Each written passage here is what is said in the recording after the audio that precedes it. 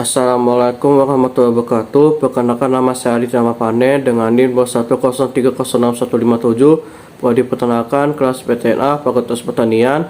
Di sini saya akan melakukan praktikum biokimia tentang metabolisme vitamin dan mineral dengan dosen pengampu Butat Pinanasari SPT MP. Baik, yang pertama-tama saya akan menjelaskan pertanyaan tentang mineral. Yang pertama, jelaskan pengertian dan fungsi mineral secara umum pada ternak. Dan yang kedua, jelaskan mineral makro dan mikro pada ternak.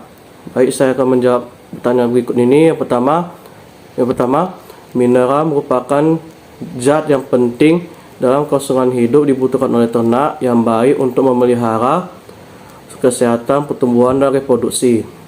Secara umum, fungsi mineral adalah membentuk bagian dari kerangka gigi dan hemoglobin, mempertahankan keseimbangan asam basa yang tepat dalam cairan tubuh, mempertahankan osmosis seluler, mempertahankan keasaman yang tepat dari getah pencernaan atau magnesium, zinc, dan kalsium, mencegah kekejangan pada tubuh, dan mempertahankan kontraksi yang tepat dari urat daging. Dan yang terakhir, ada hubungannya dengan fungsi vitamin dalam pembentukan tulang mineral, harus disediakan dalam jumlah yang cukup dan pembandingan yang tepat. Yang kedua, fungsi mineral makro dalam tubuh ternak yaitu yang pertama, kalsium atau Ca.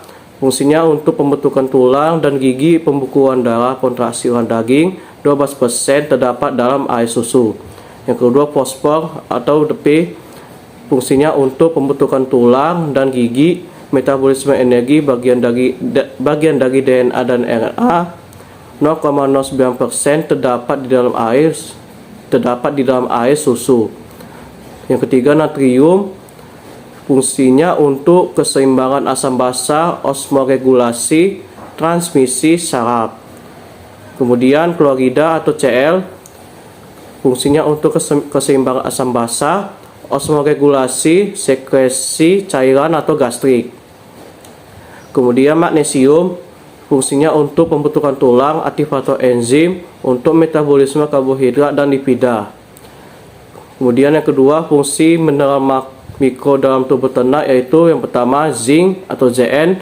Fungsinya untuk komponen dan aktivator enzim penyembuhan luka. Yang kedua, ferrum atau Fe. Fungsinya untuk pembentukan hemoglobin, bagian dari sistem enzim. Yang ketiga, cukum atau Cu. Fungsinya untuk pembentukan hemoglobin, pigmen, dan koenzim. Kemudian iodin atau I, yang fungsinya untuk konstituen hormon tiroid, pembentukan hormon tiroksin. Dan yang terakhir, sulfur atau S. Fungsinya untuk sintesis protein mikroba, otot, dan asam lemak.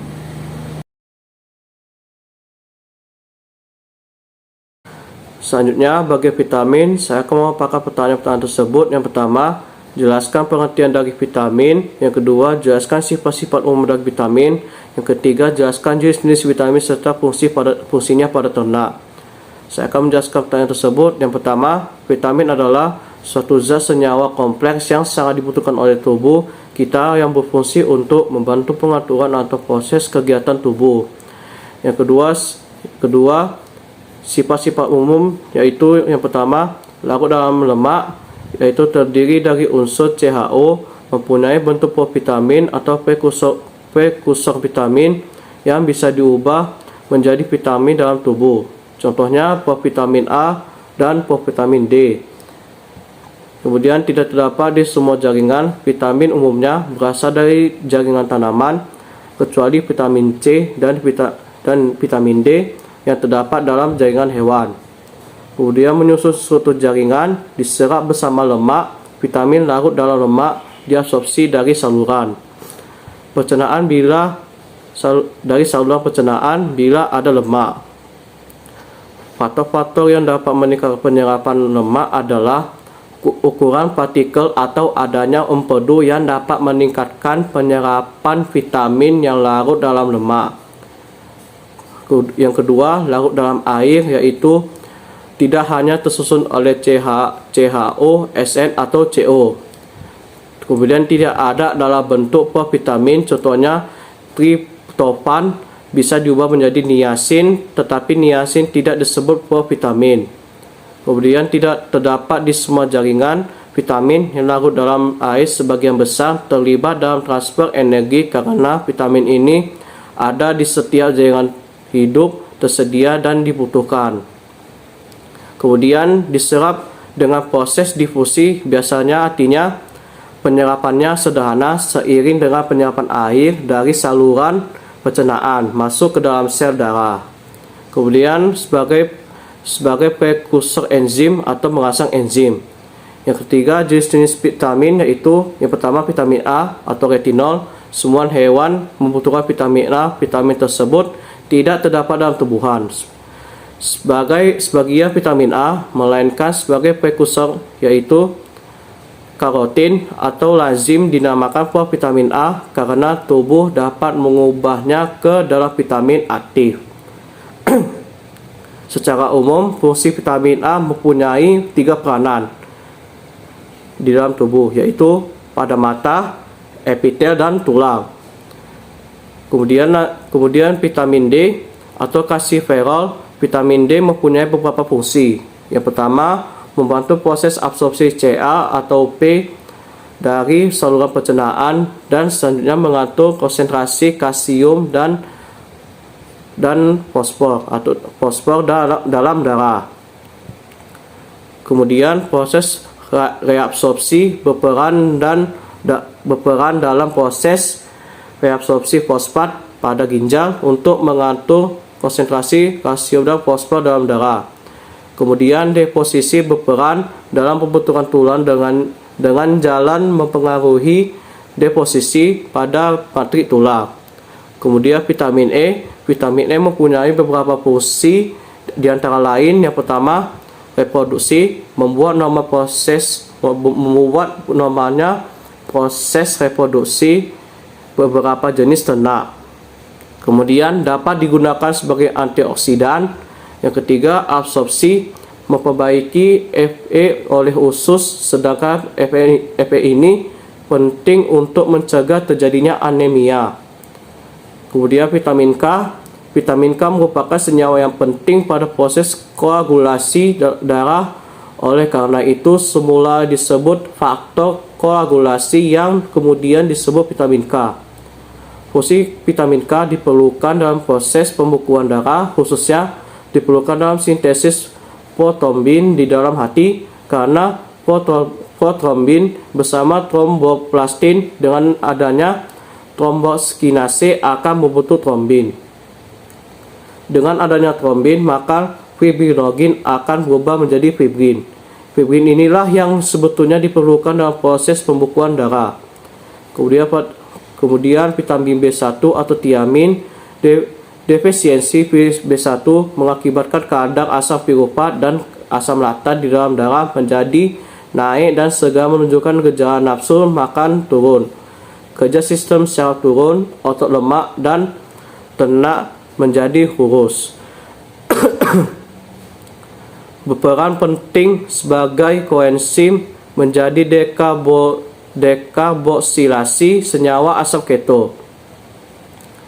Kemudian vitamin B2 atau riboflavin merupakan penyusun koenzim flavoprotein yang berperan dalam tubuh, berkaitan dengan reaksi kimia sebagai pembawa hidrogen yang penting dalam metabolisme KH dan protein. Memiliki fungsi sentral dalam produksi energi dan pernapasan seluler.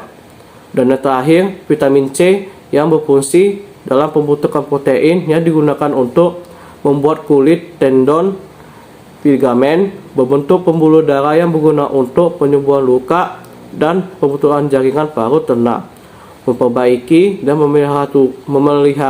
memelihara tulang, gigi, dan tulang rawan, serta membantu penyerapan zat besi dalam tubuh ternak. Selanjutnya saya akan melakukan pengujian vitamin C dengan menggunakan 5 buah sampel, 3 sampel dari buah dan 2 sampel dari hijauan pakan ternak dengan menggunakan betadine. Yang pertama, buah denas Dan yang kedua buah jeruk. Yang ketiga pepaya. Dan dari sampel hijauan pakan ternak, yang pertama kangkung, dan yang terakhir bayam. Baik, yang pertama saya akan melakukan pengujian pada buah nanas. Jika tidak terjadi perubahan warna, maka buah tersebut mengandung vitamin C. Jika sebaliknya perubahan warna menjadi gelap, maka tidak mengandung vitamin C. Baiklah, saya akan melakukan pengujian pada nanas dengan beberapa tetes betadine.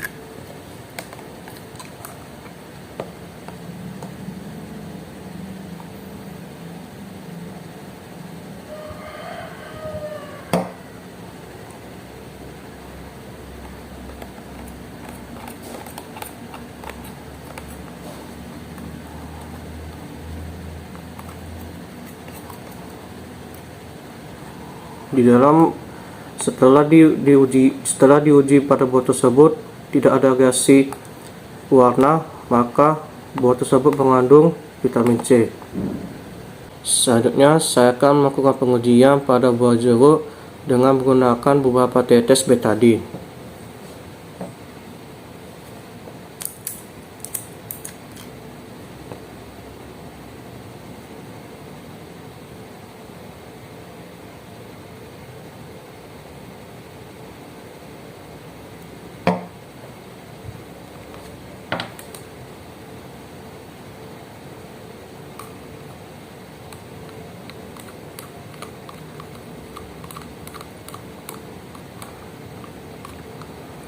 Setelah melakukan pengujian pada buah jeruk tidak ada reaksi pewarna, maka buah tersebut mengandung vitamin C. Selanjutnya saya akan melakukan pengujian pada buah pepaya dengan menggunakan tetes betadine.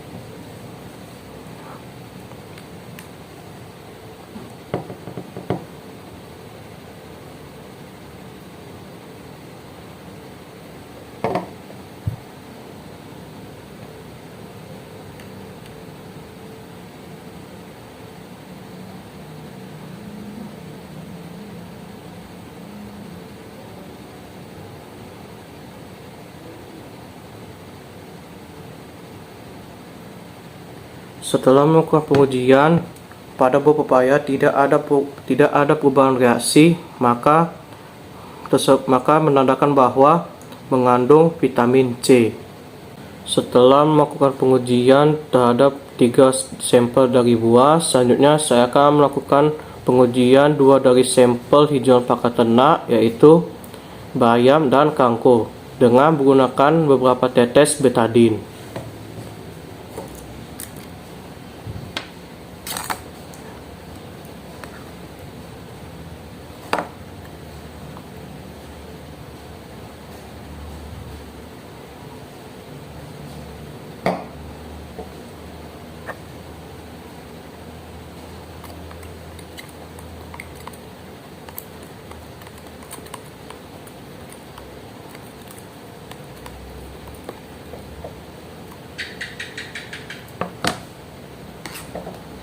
Ini pada kangkung.